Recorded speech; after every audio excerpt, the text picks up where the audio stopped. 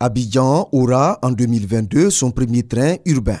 Le projet, baptisé le métro d'Abidjan, sera lancé ce jeudi par les présidents ivoiriens et français. Ce projet vise à faire en sorte que la mobilité dans de bonnes conditions soit assurée sur l'ensemble du district d'Abidjan. Coût du projet, 918,34 milliards de francs CFA, mais à raison selon le ministre Amadou Koné.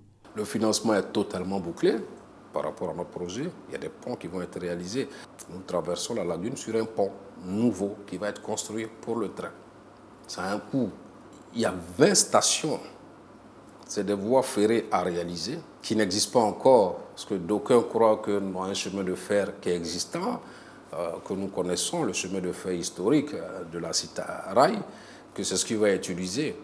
Je voudrais indiquer que nous allons procéder au lancement de la réhabilitation du chemin de fer, donc à Abidjan-Ouagadougou. Donc en réalité, sur le tracé, il y aura 3 chemins de fer. Il y aura 40 ponts piétons sur ce tracé. Il y a 21 ouvrages d'art, des ponts métalliques, ainsi de suite. On aurait pu faire un tunnel, ça va être beaucoup plus cher que ce qui est prévu là. Donc on a choisi aussi de faire quelque chose qui tienne compte du contexte ivoirien. La ligne 1 du train urbain va rallier la commune d'Anyama à celle de Port-Boué sur 37 km avec une fréquence par gare estimée à 5 minutes et une capacité de 500 000 personnes à transporter par jour. Les travaux de construction du chemin de fer et l'exploitation de l'ouvrage vont générer des milliers d'emplois.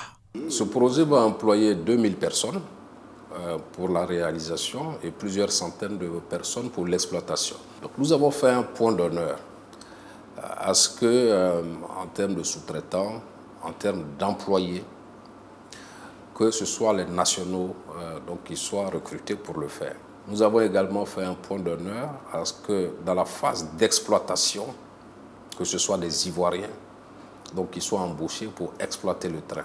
Le métro d'Abidjan est avant tout un projet qui vise à renforcer la compétitivité de la ville d'Abidjan en réduisant les embouteillages.